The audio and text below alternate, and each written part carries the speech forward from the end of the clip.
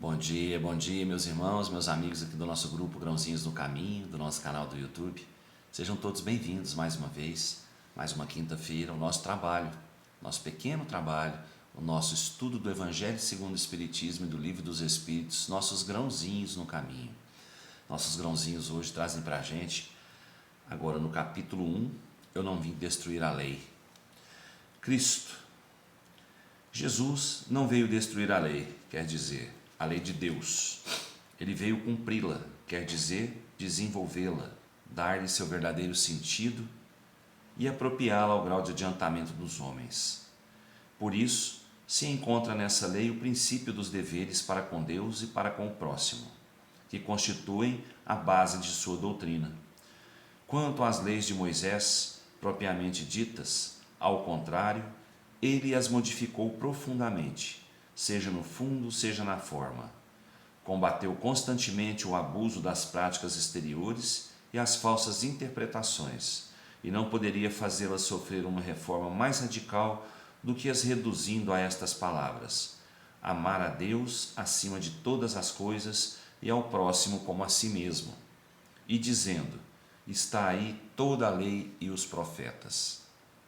Por estas palavras, o céu e a terra não passarão antes que tudo seja cumprido até um jota. Jesus quis dizer que seria preciso que a lei de Deus recebesse seu cumprimento, quer dizer, fosse praticada sobre toda a terra, em toda a sua pureza, com todos os seus desenvolvimentos e todas as suas consequências. Porque de que serviria ter estabelecido essa lei se ela devesse permanecer privilégio de alguns homens ou mesmo de um único povo? Todos os homens, sendo filhos de Deus, são sem distinção o objeto da mesma solicitude. Mas o papel de Jesus não foi simplesmente o de um legislador moralista, sem outra autoridade que a sua palavra. Ele veio cumprir as profecias que haviam anunciado sua vinda. Sua autoridade decorria da natureza excepcional de seu espírito e de sua missão divina. Veio ensinar aos homens que a verdadeira vida não está sobre a terra, mas no reino dos céus. Ensinar-lhes o caminho que para lá conduz, os meios de se reconciliar com Deus e os prevenir sobre a marcha das coisas futuras para o cumprimento dos destinos humanos. Entretanto, não disse tudo, e sobre muitos pontos se limitou a depositar o germe de verdades que ele próprio declara não poderem ser ainda compreendidas. Falou de tudo, mas em termos mais ou menos explícitos. Para compreender o sentido oculto de certas palavras, seria preciso que novas ideias e novos conhecimentos viessem dar-lhes a chave, e essas ideias não poderiam vir antes de um certo grau de maturidade do espírito humano. A ciência deveria contribuir poderosamente para a eclosão e o desenvolvimento das ideias. Seria preciso, pois, dar à ciência o tempo de progredir. Bom, gente, Jesus não veio destruir a lei, realmente. Ele não veio destruir a lei. Ele veio trazer uma lei, que englobasse tudo aquilo que já existia, só que vista de uma maneira diferente.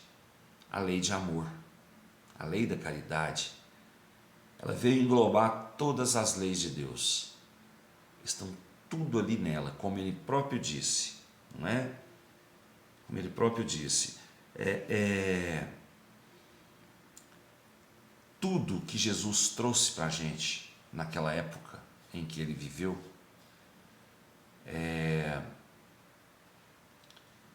tem um sentido, na época, tinha um sentido estranho às vezes, para a maturidade do povo. Tudo para um povo que ainda era ignorante tinha um sentido às vezes muito abstrato, vamos dizer assim. Mas hoje o Espiritismo trouxe para a gente uma luz sobre essas palavras de Jesus. Nós vamos ver isso amanhã. E Jesus, na sua humildade, na na sua inteligência, na sua sabedoria, né? Ele sabia que naquela época o povo não tinha condições, né,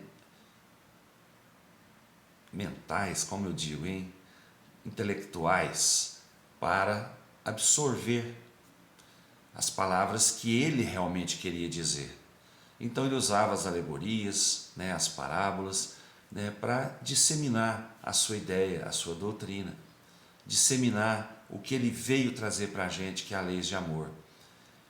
Já estava previsto, né, por vários profetas, nas leituras anteriores, que ele viria.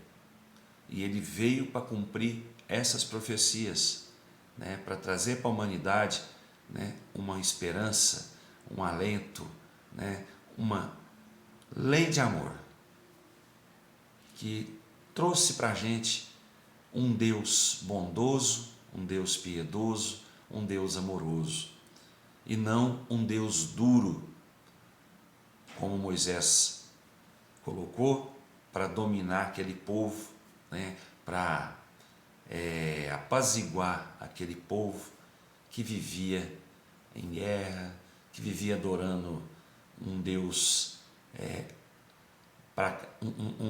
uma imagem para cada coisa, né? Deus era um só, e Jesus veio mostrar que esse Deus único, ele era um Deus Pai, um Deus que queria ver seus filhos no caminho certo, queria ver seus filhos se amando e não se matando, né? Jesus trouxe isso tudo para a gente, um espírito iluminado, um espírito poderoso que veio para a terra trazer para a gente o amor e deixar para a gente um legado para as nossas vidas,